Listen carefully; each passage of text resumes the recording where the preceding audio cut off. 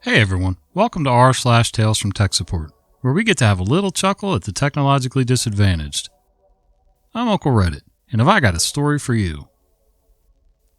Customer states they don't need something, and then complains that they don't have it. Hi all, first time posting here.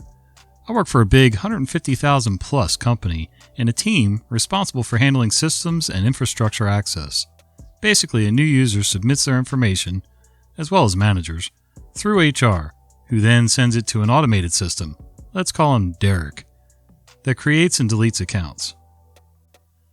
My role in this team is to investigate access issues, tracing problems backwards to identify the cause. One day I get a message from someone saying they have some 10 to 20 users all joining, and they've had everything provisioned apart from computer accounts. So this person contacting me is the future manager of these new users. I ask for the details and first go checking Derek's logs.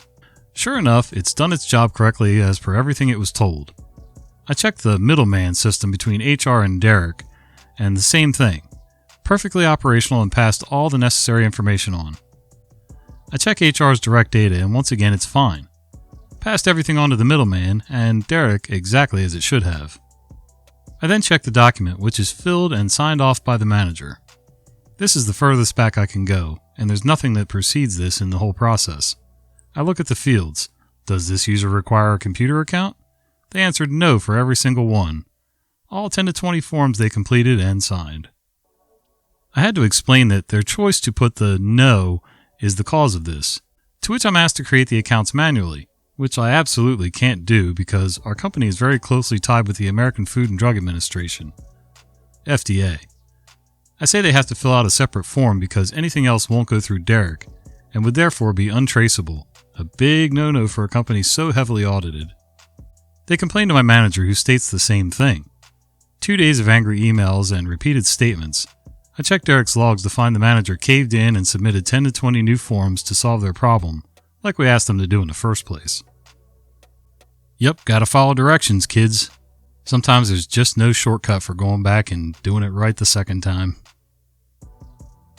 Can't say no to a free lunch.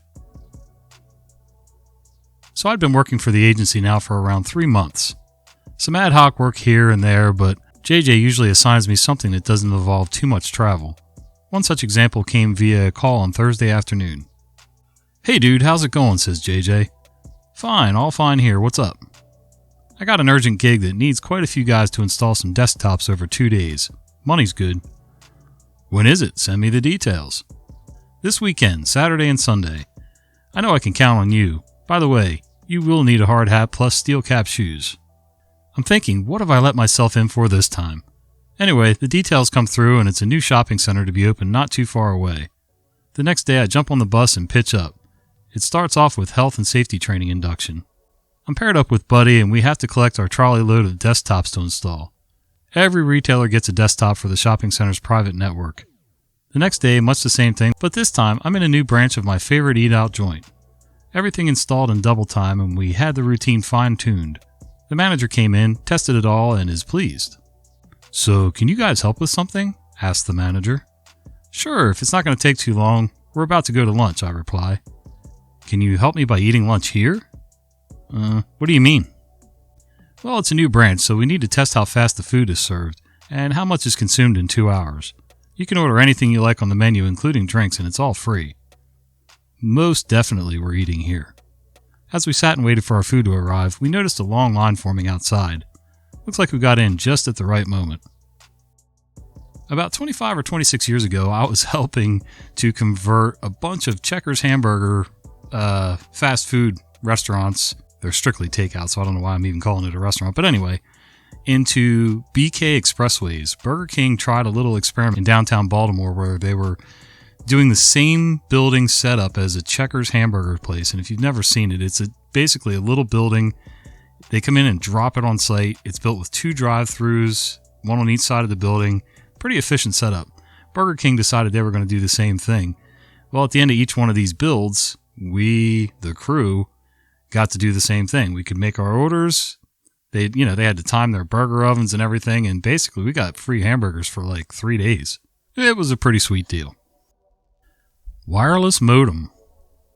LTL FTP. I've spent over 25 years doing IT support. Between freelancing and working for various gigs, I've gotten a few stories that would amuse. This one, however, I was reminded of when I was doing self-install for cable internet. Bit of backstory. I had a customer who was a court transcriptionist. He had a stenography machine that only accepted 720K floppy disks, not 1.44 megabyte HD disks.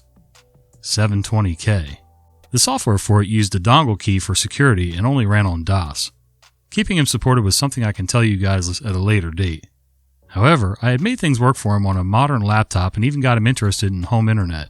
So we talked to Cable Internet and they gave him a self-install kit. I got the call and headed over to give him the fabled internet. When I get there, he tells me he has no cable wire coming to the house. He cut the cord years ago and switched to dish. Cable Internet even removed his wire from the house. How nice. This is no problem. I just need to call and tell them to roll a truck. 5 minutes and he'll have his appointment and everything will be good.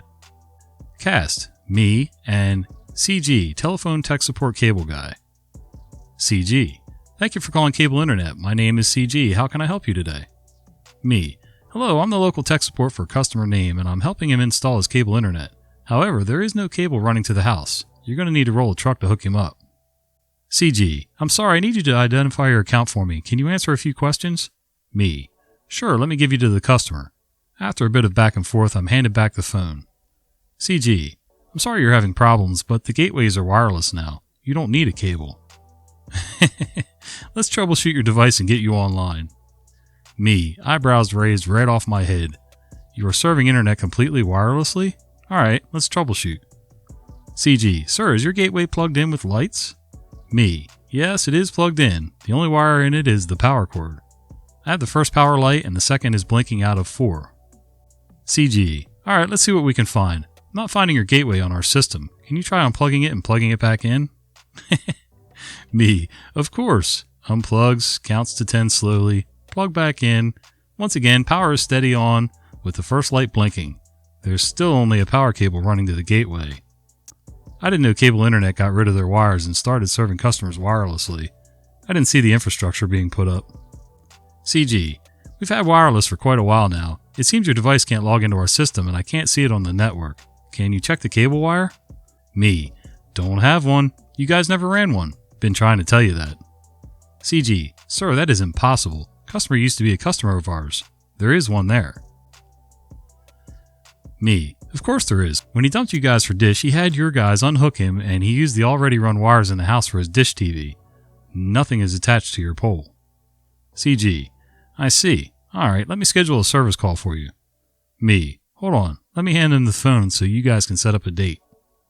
I understand level 1s have a script they can't deviate from, but this one was priceless. Never had a wireless cable modem before. Sadly, customer has shuffled off his mortal coil and I will no longer have phone calls about making DOS and Windows 10 play nice. So even the level 1 guy didn't understand that there was no wire running to the house from the pole. I thought for a second there that he thought wireless was wireless, like it didn't need to come from the pole. My computer is frozen. Fix it. This is from earlier this week. I run a support team handling about 300 users across the EU in multiple countries. Some of our user population we never speak to. Others are a bit more problematic. We're currently rolling out FP20H2, and as such, staff see the increased shutdown/restart cycle when their machine gets patched. I take an early morning call from a user. Let's call her Anna, complaining of her machine being frozen. She's not showing online in Teams, which is odd, but her laptop is showing active on our remote monitoring and software patching solutions. Anna says that ever since her computer updated yesterday, her computer's been very slow, to the point of unusable. I try to get a remote session running, but it either drops or runs so slowly I can see the screen literally redrawing in large chunky blocks down the screen. We reboot. Nope, not that. I get her to check Task Manager. Nothing abnormal running. Out of interest, I ask if there's anyone else using a computer at the home location. Yes. Are they having problems? And it comes back, only browsing, but the game is running okay.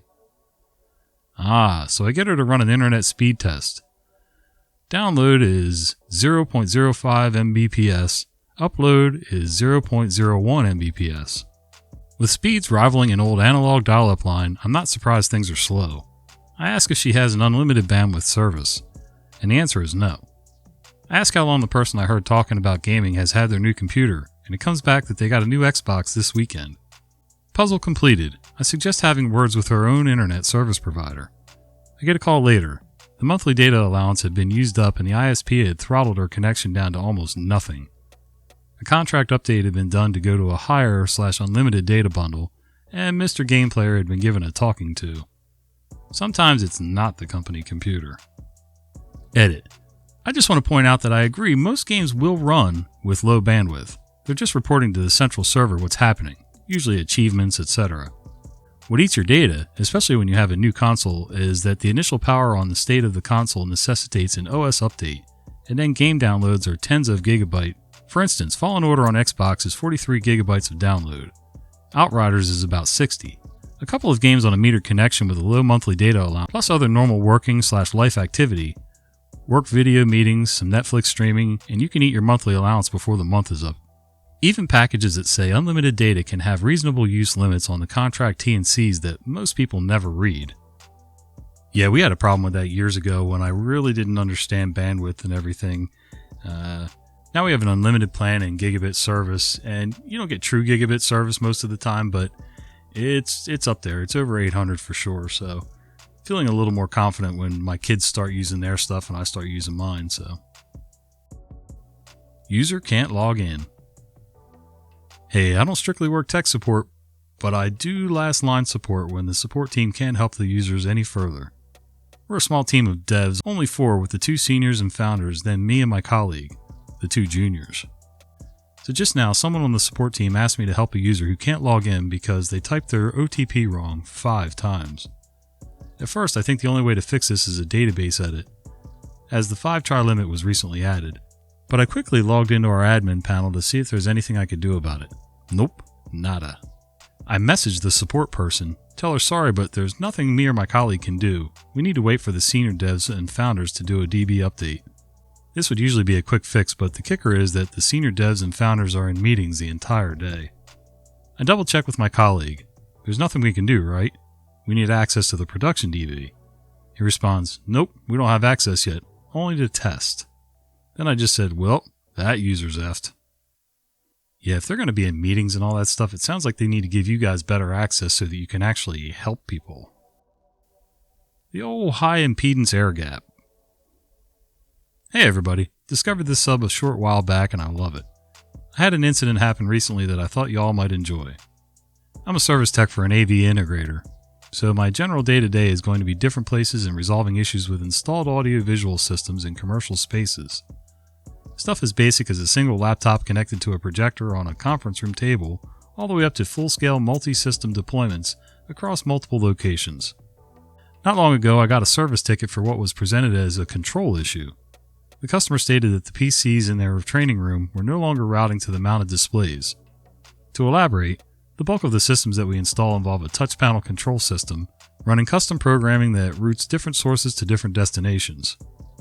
Typically, PCs or video conference systems are routed to a projector or a TV installed in the room. This is typically accomplished using transmit devices that take VGA, HDMI, DVI, etc. video signal and convert it to run down a Cat5, Cat6 line to a video switcher, where it then gets routed to whatever receive device you choose that's typically mounted at the destination, TV, projector, etc. So I get on site and get to work. I ask the customer to please demonstrate the issue for me so I have a good idea of what's going on. There are about 20 or so PCs in this room, which are all able to be routed to the 4 TVs on the wall in whatever configuration he chooses. So he wakes up a couple PCs and proceeds to try and route them to different displays. No dice. I start trying to do this myself and begin checking the touch panel to make sure it's responding to commands properly. Everything seems to be responding without issue, so that tells me the control system is likely fine. My next move is to wake up every PC in the room and see if there's anything that I can route. While walking around doing this, I try to get some more info from the customer about the issue. I ask when this started happening and if anything had gone on in the days leading up to the problem.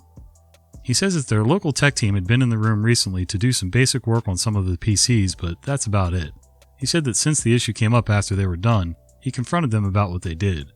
The on-site techs were adamant that they didn't do anything that would have affected the AV system, and this was not their fault.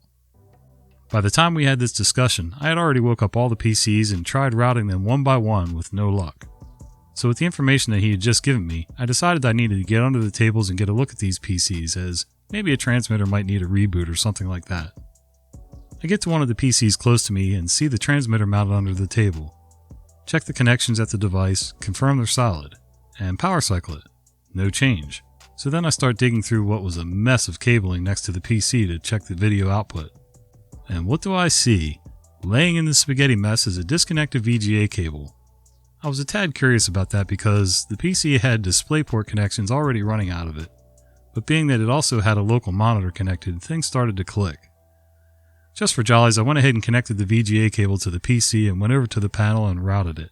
Bingo! I had signal. Remember, there are at least 20 PCs in this room, so my next 30 to 40 minutes are spent going to each one of these workstations, getting underneath the table, digging through a mess of cabling, and reconnecting each individual VGA to its closest PC. Fun. To sum this up, it seems that someone had gone to every single workstation in this room and disconnected the VGA cable. My only guess at why would be that VGA is an older format and maybe they assumed it wasn't needed since the local monitors all worked. But being that this system was a few years old and with other outputs being used, this may have been the only connection method available. I went to my customer and explained what I found, and then made sure to show him that each workstation was connected to the transmitters using the VGA port on the PCs. On one hand, he was pissed about the fact that the local folks had done this, and then denied doing anything. But on the other, I think he got a bit of satisfaction that he was right. I demonstrated that the system was now functional and answered any questions he had. He was satisfied, and I went on my way. That high impedance air gap between a cable and its port can be a real pain when trying to put a signal out there. That doesn't make any sense. You're going to work on something, why would you just start disconnecting video cables? If you don't know what they're for, why would you touch them? Why would you make assumptions? And then after the guy came to you and said the problem he was having, you know you disconnected cables. You know it's your problem. Somebody wasn't telling the truth there. There's always a solution you don't see. When reading a post, I remembered something that happened when I was at my last company. It's not entirely IT, but its absurdness hopefully will make you chuckle. I worked in electrical maintenance and we had a separate IT department. But because the company had a million different sites, we were in charge of the whole network infrastructure and often did small support requests when we were at the site. We had one site where one printer would randomly reboot, maybe 2 to 4 times a week, and forget its fax settings, so it needed to be manually reprogrammed. We first tested just restarting it, and weirdly it didn't forget its settings. The issue persisted until IT had enough and moved the printer to their department to have a look at it. Magically, it worked like a charm for 2 weeks, and happy that it was now fixed, we moved it back, where it promptly rebooted the next day. In a completely unrelated event, as electrical maintenance, we did some grid analyzation for power saving and found that every so often the voltage would drop from 230 volts all the way down to about 180 volts for a fraction of a second. And you guessed it, at exactly the same times as the printer would reboot. When we contacted the multiple utilities, we found out that this was a known issue caused by some gigantic electrical engine in a factory 3 blocks away that pulled so many amps when starting up the whole grid got overloaded. As a short-term solution, we installed a UPS for the printer, the only UPS in the entire site, until the engine issue got fixed eventually. Too long didn't read. Factory in the neighborhood nearly killed the grid every few days, and our printer decided to restart each time out of solidarity. Yeah, I don't know where this location is, but I know in most places here in the US, there are really strict guidelines on manufacturing equipment or any big equipment that you have at your commercial site to make sure that it doesn't pull enough from the power grid to affect everybody else around them. That sounds like a little bit of an issue, or they did something later on and it didn't get inspected, something. Hey guys, thanks for hanging out with me today. If you've enjoyed this content, do me a favor, would you consider giving this video a like, subscribing to the channel, and maybe click that little bell icon so you don't miss the fat guy with the beard telling you stories. See ya!